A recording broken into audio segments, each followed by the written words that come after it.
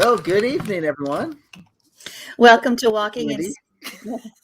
Welcome to Walking in Spirit and Truth. We're so glad that you've joined us, and we're not going to do a lot of introduction and stuff tonight because we don't have a lot of time. We have 25 minutes, so we got to hurry through this thing.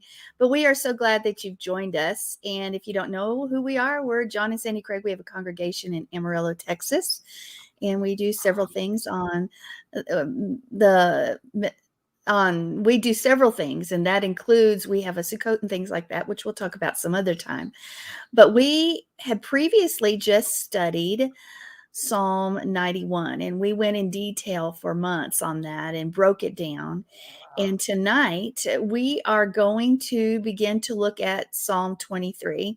Shouldn't take real long, but maybe we'll find a few surprises in there along the way. I think that we will.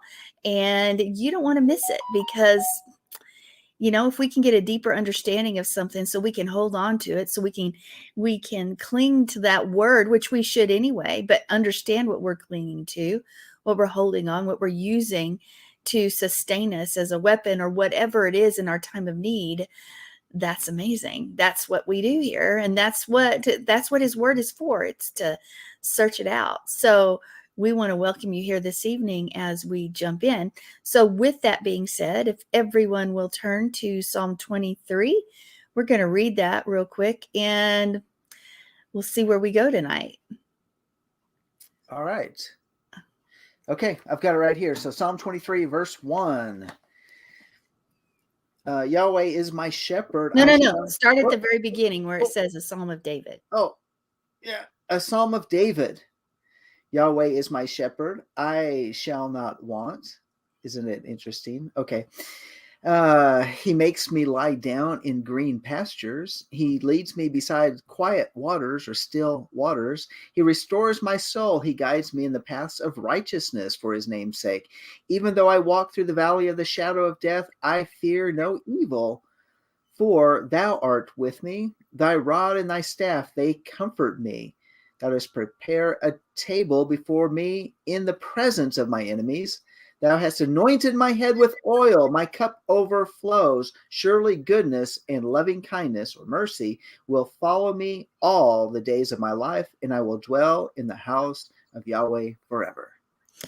Okay, now I want us to begin to look at that, but we're probably not even going to get to the completion of verse 1 yet, because actually John proved my point. Oftentimes we miss the very first words of this psalm. And what is it?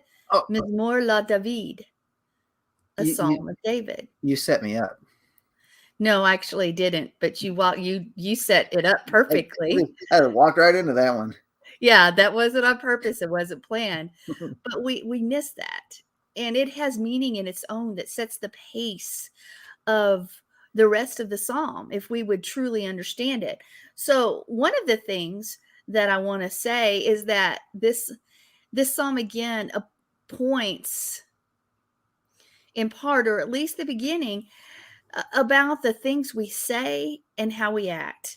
And I say over and over again, every Torah portion, every message, it often goes, at least in part, has some of the same root. What we say matters. What we declare, what we do, what we proclaim, what we praise, it matters in this life, and it matters and affects how we, not only does it affect our perspective, because out of the abundance, the heart speak, out of the mouth, anyway, out of the abundance of the heart, the mouth speaks. So we know that, and yet we still have this issue about taming our words. We walk through and we hear it from pastors and preachers and teachers all of the time, and yet we continue to spew out words of death from our mouth. Now, I don't want to sit and rest there yet, because I want to break this thing down a little bit, and I want us to understand that this psalm right here, we realize, many say that David wrote it. So as a young shepherd tending his flock on the hills, what did David learn? When he was tending his flock on the hills of Israel, David fellowshiped with Yah. He worshiped him. He was intimate with him. David is known as a man after Yah's heart. So he came to know Yah's nature, and he knew he was a loving God. He knew that he was good and kind and patient, but he was also strong, and he was one that would take care of him just as he took care of the flocks, and he would deliver him. There was power and strength in him as well. It's not just the kindness of his nature. So David learned through action and through experience and through facing trials that Yah was someone he could trust, that Yah would deliver him, that he would be in his help in times of trouble. And so here we have the very beginning, Mizmor la David. Now, some say that means it was of David, it wasn't, or for David, it wasn't from him. We're not going to argue that point today. We're not going there, but I want us to understand that it's probably one of the most famous psalms that the world even the world knows parts of this psalm. Of course, Christian, Hebrew, Jew, this psalm right here is one that is proclaimed in times of plenty and in times of sadness. It's right here. So it's literally a testament to the faith of the Hebrew people. It should be a testament to us that Yah is always with us, and he is always protecting us, and he's guiding us down the path if we allow him, if we don't put ourselves in the driver's seat. So here we have David. He's singing of Yah's protection. He refers to him as a shepherd. He describes how he trusts in him and he doesn't falter, and that he even walks through hard places, but Yah is still there. And so let's look at the background of this. Let's look at some contextually what's supposed to be happening in David's life that makes his life an example to us. Okay. David's life was not trouble-free. I hope you understand that. He seemed to have battle after battle with the giants, but with the giants, with those that wanted to kill him, with brothers that gave him a hard time. We could go down the list. And with sons that wanted to overthrow him, his life was not just this easy path. Yes, he was blessed, but there were times of hardship, many times of hardship. But through it all, we see David in his writing, in his poetry, in his psalms. He always said, I'm going through this and this, but you are the one I praise. Do we follow that same example? Probably not as often as we should.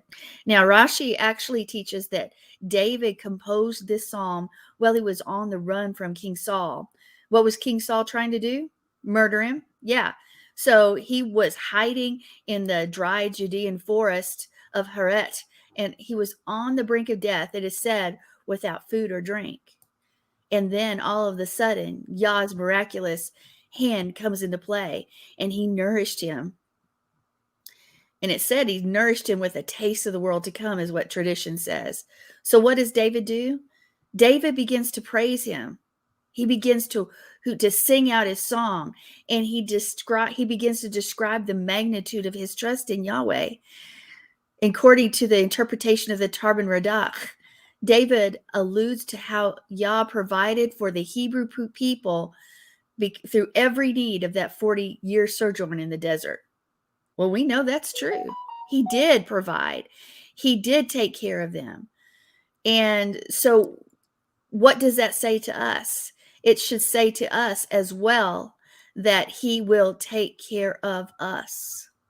Yes, through all the trials and the tribulations, when we're in the desert, when we're on the mountaintop, as long as we look to him as our supply, because he uplifted David, he strengthened him as with his trust, as he trusted in him.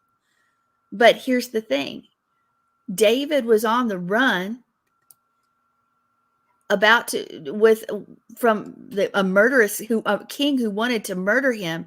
Yet, was that the circumstance? Was that the word that was given to him? Did it line up with what was given to him in his younger years? No, because remember, he was promised he would be king. He would be king. And now he's on the run. So if he was like many of us, he would turn around and say, I must have missed it, or Samuel missed it, or it's just never going to happen because of all the circumstances around me. But those circumstances around him would cause him to be the good king, the great king he needed to be for his people. He had to walk through those circumstances, those near death experiences, so to speak, not literal death, but when you're in a war and when somebody's trying to murder you and all of those things, you're facing death all the time. You're facing trouble. You're facing circumstances. But if he would have acted like us and said, well, I was given this promise when I was young and now it's not happening, so I quit. I just give up. That's what we do, folks. That's exactly what we do. It's been too many years that I've been standing on this word from God. I must have missed it, or they missed it, and I'm just giving up. That's exactly what we do, folks. And it's wrong. And David shows us what we should do and how we should trust right here in this Psalm, Mizmor la David. So I want us to, before we even get to the rest of verse 1, I want us to look at this phrasing because it shows us something important. Now, we know it's a famous psalm. We know that it says a lot. But I think when we look at the Paleo, it's going to break it down even more, because we know that the psalm doesn't start with the Lord is my shepherd. No, it starts with Mizmor la David, a psalm of David. If you read it in the Paleo, though, it might bring a lot more depth to just those two words, because you can see Mizmor in the first word and David in the second. But when you look at it, you're going to see the structures of these words have repetition in their letters. Wonder what that means. Okay. So let's look at it for a minute. Let's break it down. Just the first two words, Mizmor. Okay. So what does that begin with? That begins with a mem. And when you look at a mem, it's like water or fluid or firmament. It can mean womb and chaos, water, etc.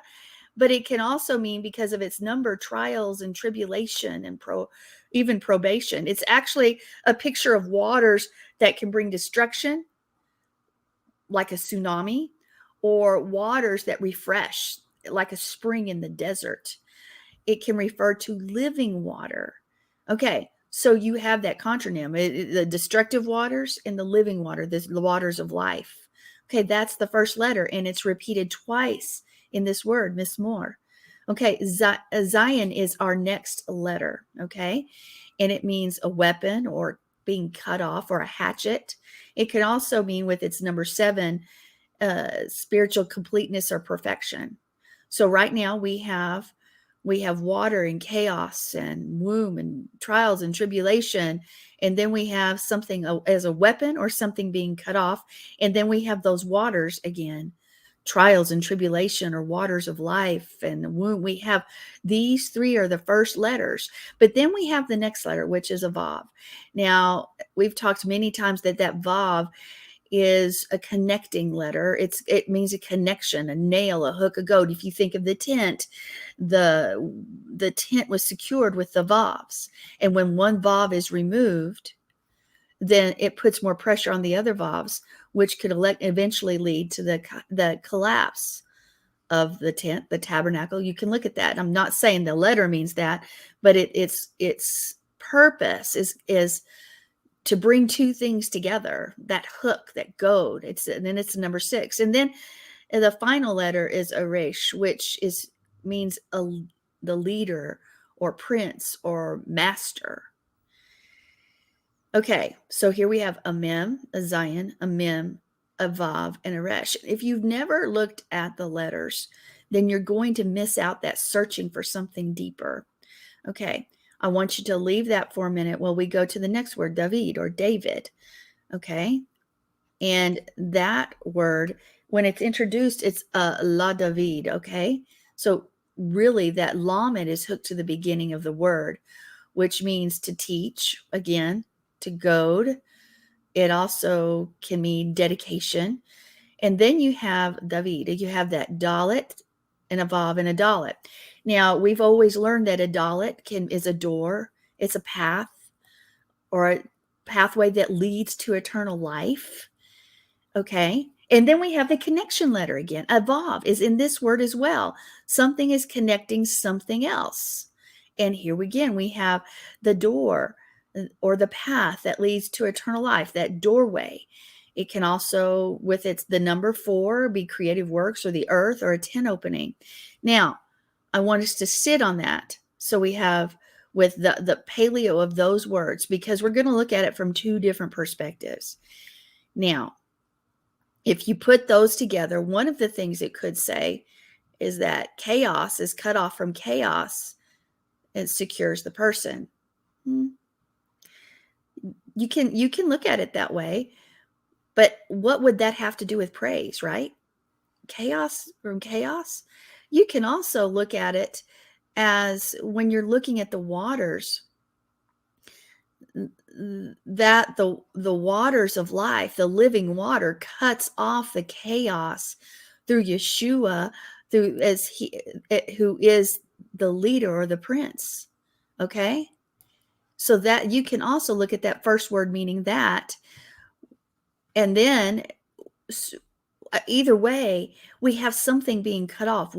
Chaos is being cut off from chaos, or water, or chaos is being cut off. Living water cuts off the chaos. However it is, how does that attach to praise? Well, maybe we should ask, what is a song of praise? What is that? Now, we've got to remember that Hebrew is a language not only of action, but it's a language of remembering. So I want us to turn to Exodus 15:2. And it is good to see you there from the Philippines. I'm so glad that you've joined us this evening.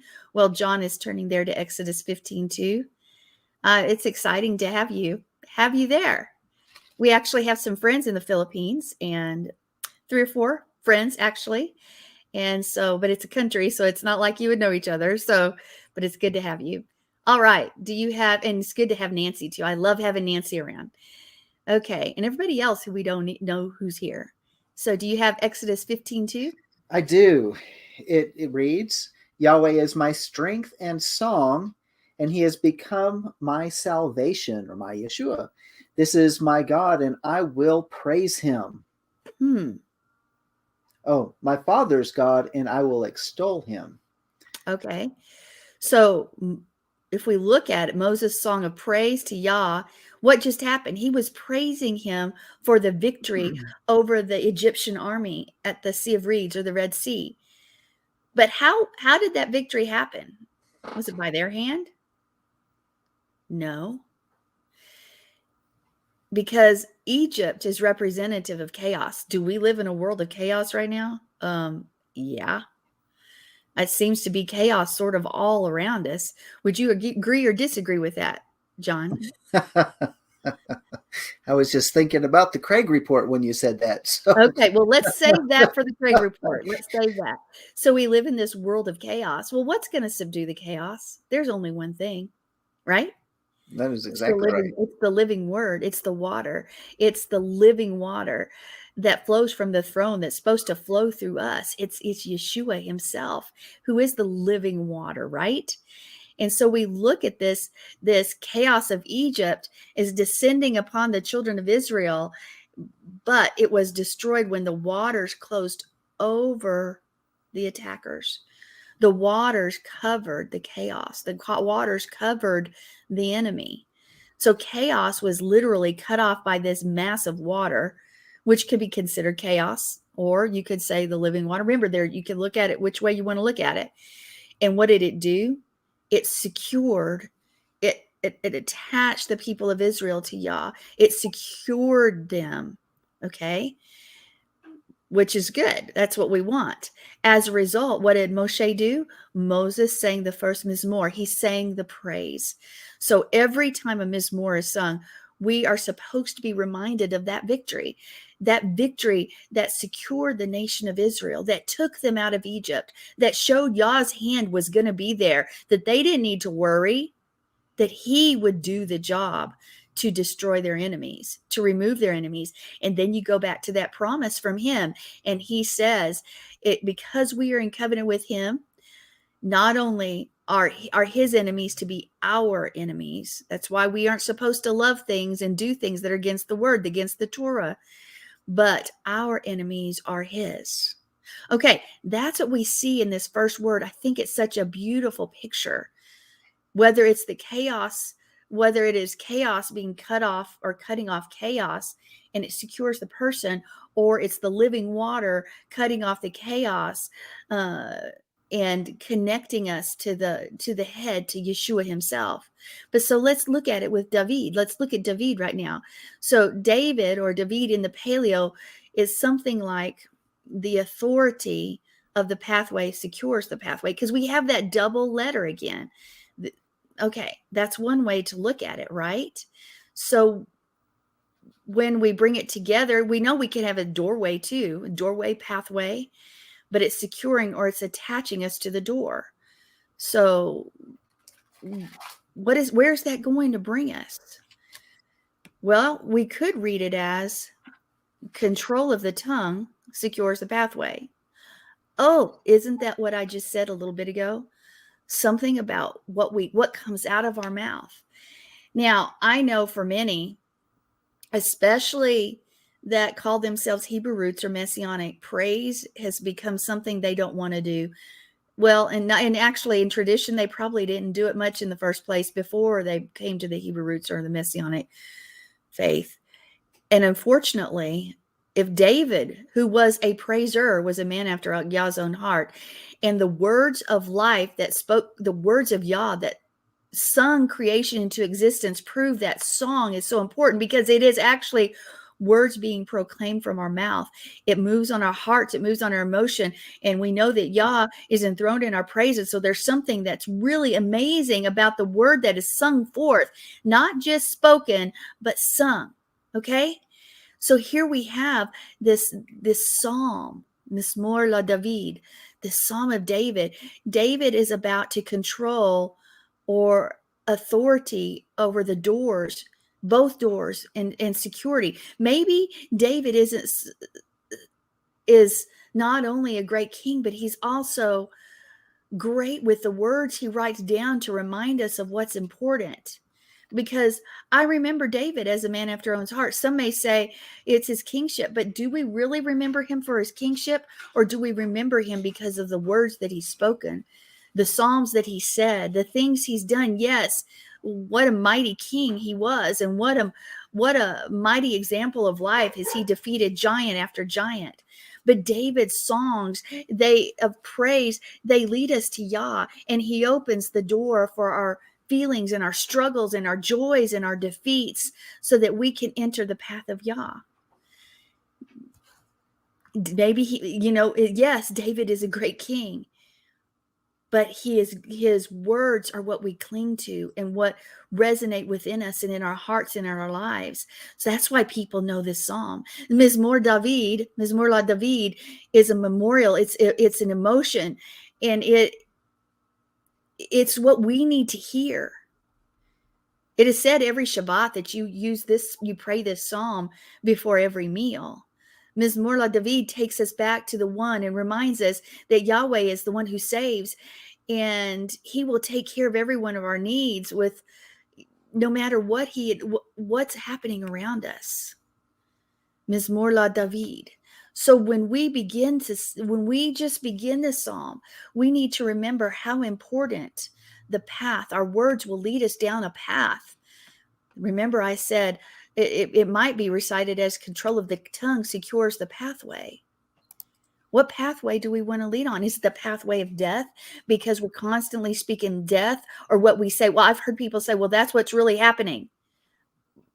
Okay, who cares about that? What does the word say? That's more real. What does Yah say? Whose report do we believe? We say that, but do we live it out? Hey, I'm not just teaching to you guys. I'm preaching to myself, because it's something we need to be reminded of daily, because life and death are in the power of the tongue. Maybe our words should be the song that he sings. Hey, I trust in you. Those things, because they secure us down his pathway. They cause the chaos that is around us to subside, because the living water is more powerful. So I wanted to give you that short intro to what we're going to talk about. Wow, this seems like a short amount of time. And I want you to say something for just a quick second if you want, John, and then I want to say one more thing. Okay, yeah. So just real quickly, I was just thinking about all these things you were talking about regarding the Psalm of David. By the way, it's very important. My translation throws it outside the verse. So you made a really good point. It is part of verse 1. Okay. Second thing I wanted to say is David's out there as a shepherd, watching over the flocks. How do you get, Yeshua said one thing is very interesting. He said this, when he puts forth all his own, talking about the good shepherd, he goes before them and the sheep follow him because they know his voice. How do the sheep know his voice? Well, the shepherd isn't just going to sit there and talk all the time. He can sing. And so I thought that was interesting. I was just thinking, David was a psalmist. He sang. And what does the song do? A song tends to calm the spirit, whether an animal or human. Mm-hmm. Yeah. So that now the sheep are getting to know his voice because he's singing over them. Well, let me tie this over to Zephaniah 3:17, where it says, Yahweh thy Elohim in the midst of thee is mighty. He will save. He will rejoice over thee with joy. He will rest in his love. He will joy over thee with singing. How do we know his name? How do we know his voice? How do we know Yeshua's voice? All right. The shepherd, the good shepherd, is singing over us. That's right. Well, I know it's quick tonight. We're trying to learn this new schedule and figure it out. We might have to do some adjustment here and there. But I wanted to give a word as we brought the part 1 of this teaching to a close, is that this is the end of the year, and I know people are giving here and there. But if you are part of Life of Worship, or consider yourself part, or get teaching from us, and you maybe you, because of circumstances, haven't been able to bring your tithes and offerings, or you just haven't given to the ministry before, or whatever it is, we are in desperate need right now. We are in desperate need right now to continue to do what we do in finances. We've had some stealing come our way, not from within, but from forces without, and we need your help. So I want to encourage you to give your best gift if you possibly could. You can go to our website and you can donate there, or you can write a check to Life of Worship and send it our way. Our address is on there. And we don't do this very often, but we are in a place where we need your help. So spread the word. And if this means something to you, if you get something from this, if you get spiritual food from this, and you want us to continue with the prison ministry and all of that, hey, we've got to run because we're out of time. But hey, give your very best. We want to thank you and bless you. Till next time, shalom. Shalom.